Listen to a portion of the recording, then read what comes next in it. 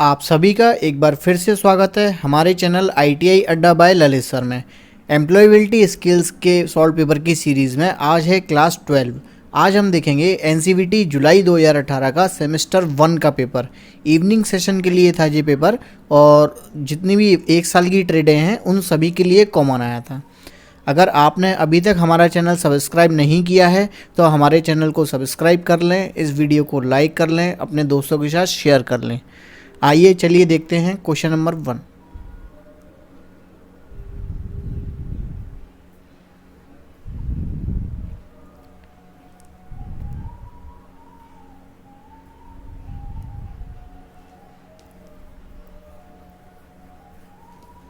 There are distinctive constants. तो आपको पता है कि जो अंग्रेजी भाषा है उसमें टोटल कितने वर्ड होते हैं? 26 ए से लेके जेड तक, जिसमें से 5 होते हैं वॉवेल। कौन कौन से होते हैं vowel? A, E, I, O, you. और 21 होते हैं कॉन्सोनेंट्स। कॉन्सोनेंट्स कितने होते हैं? 21। अब जो डिस्टिंक्टिव कंजोनेंट्स होते हैं वो ऐसे कंजोनेंट्स होते हैं जिसमें हम जब बोलें तो आवाज़ किसी और चीज़ की आए। जैसे होता है माई, MY माई। तो माई में क्या होता है? माई जब हम बोलते हैं तो प्रोनाउंसिएशन कैसा निकलता है? MAI। तो आवाज़ किसकी निकल रही है? ए और आई की। जबकि माई में ना तो ए है और ना आई है। तो ए क्या है? डिस्टिंक्टिव कॉन्स्टेंट है। आई क्या है? डिस्टिंक्टिव कंजोनेंट्स है ना। तो ए है, आई है और क्या है? ए, आई और इसी तरीके से ओ, है ना। इसी तरह से ओ, ये 3 और होते हैं। ये भी क्या होते हैं? डिस्टिंक्टिव कंजोनेंट्स होते हैं। तो 21 ये और 3 ये, मतलब 21 और 3 24। तो इसका आंसर क्या होगा? 24। 24 जो होते हैं वो क्या होते हैं? डिस्टिंक्टिव कंजोनेंट्स होते हैं। तो इसका आंसर होगा there are 24 distinctive consonants, option B. एक commercial business letter is a letter written in. जो कमर्शियल बिजनेस लेटर होते हैं वो कैसे लिखे होते हैं? फॉर्मल लैंग्वेज में लिखे होते हैं, फॉर्मल लैंग्वेज में। तो ये commercial business language is a letter written in. Letter कैसे लिखा रहता है? फॉर्मल लैंग्वेज में, option A. How many kinds of tense. Tense कितने प्रकार के होते हैं? तो आपको पता है टेंस कितने तरह के होते हैं? 3 प्रकार के होते हैं। प्रेजेंट टेंस, पास्ट टेंस और फ्यूचर टेंस। वर्तमान काल, भूतकाल और भविष्यकाल। Choose the active sentence. इसमें से एक्टिव सेंटेंस कौन सा है? Sita is said to be mad.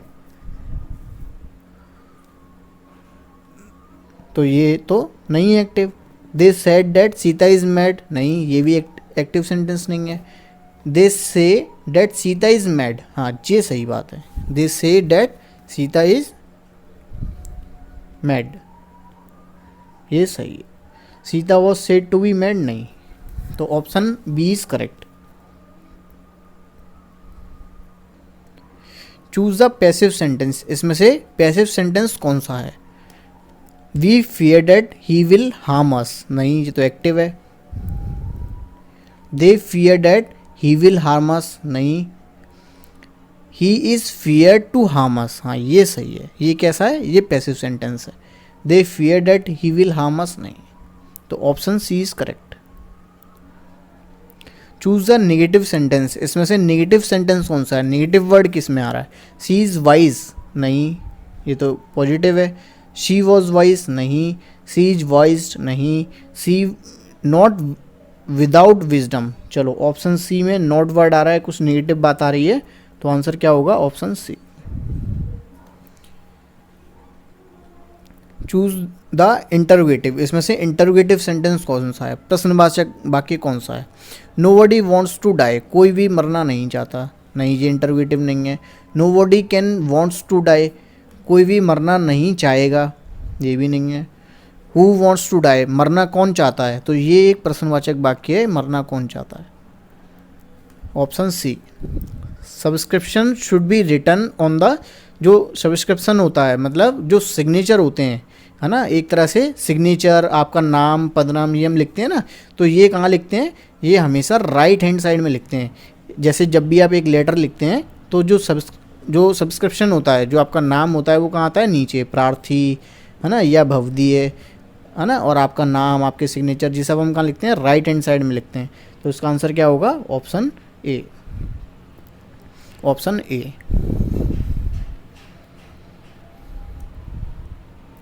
Question number 9, receiver's address should always be return. तो जो रिसीवर का एड्रेस होता है हम लिखते हैं ना प्रति, इस तरीके से अगर एप्लीकेशन है तो हम लिखते हैं प्रति और फलाना फलाना फलाना, तो ये हम कहाँ लिखते हैं, ऊपर, ऊपर की साइड में, कहाँ, लेफ्ट में, ठीक है, ऊपर की साइड में, कहाँ पर, लेफ्ट में। तो क्वेश्चन नंबर 9 का ऑप्शन क्या होगा, लेफ्ट साइड। क्वेश्चन नंबर 9 का ऑप्शन होगा left side, option D. Keyboard is a, तो कीबोर्ड क्या है, एक तरह से एक इनपुट डिवाइस है कीबोर्ड। कीबोर्ड क्या है, एक इनपुट डिवाइस है। What is the full form of PPP. PPP का पूरा नाम क्या होगा, point two point protocol, point two point protocol. तो 11 का क्या होगा, answer A correct. Question number 12, what is the full form of HTML। HTML का पूरा नाम होता है hyper text markup language, option A, hyper text markup language.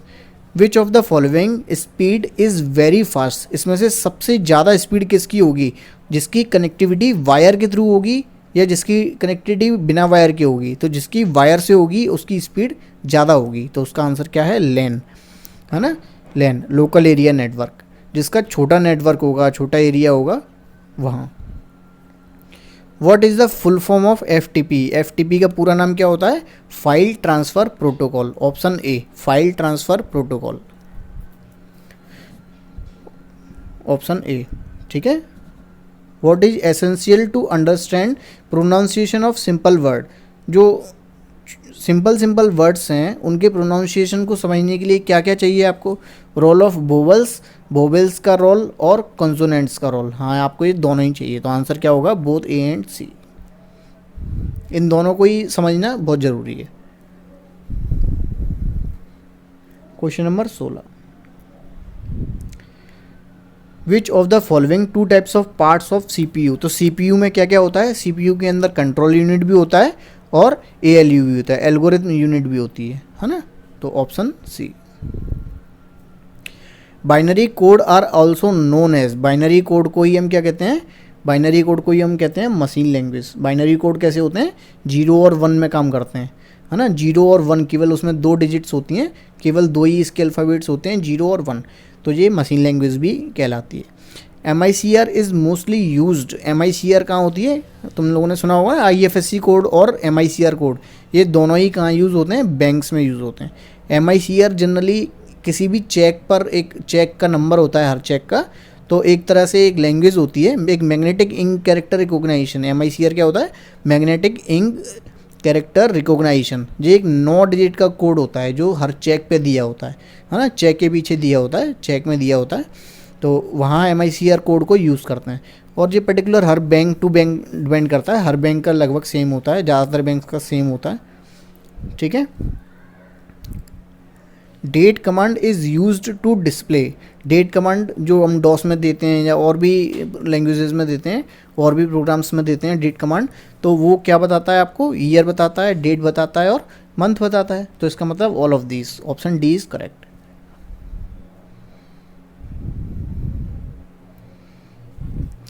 Types of skill development includes. जो स्किल डेवलपमेंट है उसमें क्या क्या होगा, स्पीकिंग डेवलपमेंट होगा, हाँ, लिसनिंग होगा, हाँ, निगोशिएटिंग, आप निगोशिएट करें, बार्गेनिंग कर पाएँ किसी से, हाँ, मतलब all of this.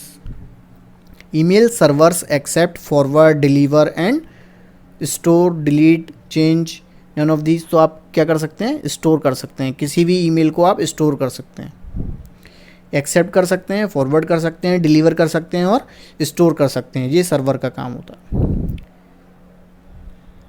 Kinaesthetic is interpretation of body language such as. तो किनेस्थेटिक क्या होता है, किनेस्थेटिक में क्या होता है, कोई भी फिजिकल मूवमेंट, है ना, any physical movement in body is known as kinesthetic. ये किनेस्थेटिक की जो है परिभाषा है। तो इसमें क्या होगा, सच एज फेशियल एक्सप्रेशन, हाँ, गेस्चर्स, हाँ, non verbal behaviour related to movement, हाँ, ऑल ऑफ दीज। तो इसका आंसर क्या होगा, ऑल ऑफ दीज, 22 का डी। मतलब कोई भी किसी भी तरह का मूवमेंट हो आपकी बॉडी में। Question number 23, the effective communication is, effective communication किसको कहेंगे हम, जो जिसमें क्लैरिटी हो, इन्फॉर्मेशन ओवरलोड हो, बहुत ज़्यादा ही इन्फॉर्मेशन दे दी जाए, ओवर इन्फॉर्मेशन दे दी जाए, नहीं उसको तो हम नहीं कहेंगे। इमोशनल स्टेट हो, जो आपको इमोशन करती हो, नहीं नहीं। तो इफेक्टिव कम्युनिकेशन कौन सा है, जो जिसमें क्लैरिटी होनी चाहिए, क्लैरिटी होनी चाहिए। तो 23 का A. Which communication is important for future references, future references के लिए आप कौन सा, इस तरीके कौन सा कम्युनिकेशन है जिसको आप फ्यूचर रेफरेंस में भी यूज़ कर सको। जैसे ओरल कम्युनिकेशन मतलब कही हुई बातें, तो जब आप किसी से केवल मतलब आपने रिटर्न में कुछ भी नहीं किया, केवल आपने बात कर ली आपस में, तो इस तरह के कम्युनिकेशन को आप बाद में फ्यूचर में रेफरेंस नहीं बना सकते कि हमारी ये देखो ये बात हुई है या ये बात हुई है ना। आप किसको बता सकते हो, लेकिन रिटर्न को आप बना सकते हो। जैसे कागज़ में लिखा पढ़ी हो गई, तो इसका मतलब आप कहते हैं ना कि 100 कही और 1 लिखी, एक कहावत है ना, 100 लिखी की 1 कही की। इसका क्या मतलब है कि लिखी हुई बात का जो है ज़्यादा वैल्यू होती है, ज़्यादा वैल्यू होती है। तो वो आप क्यों है ज़्यादा वैल्यू, क्योंकि आप उसको फ्यूचर में रेफरेंस की तरह यूज़ कर सकते हो। Question number 25, the elements of communication is, तो कम्युनिकेशन के एलिमेंट्स पूछा है आपसे। क्लियरिटी नहीं, एंजाइटी नहीं, इन्फॉर्मेशन ओवरलोड नहीं, फीडबैक हाँ। तो आपका एलिमेंट ऑफ कम्युनिकेशन क्या है इसमें से, फीडबैक। फीडबैक क्या है, एक एलिमेंट ऑफ कम्युनिकेशन है। अगर आपने अभी तक चैनल को सब्सक्राइब नहीं किया तो प्लीज़ सब्सक्राइब कर लीजिए, इस वीडियो को लाइक कर दीजिए, आपके दोस्तों के साथ शेयर कर दीजिए। Stay home, stay safe, thank you.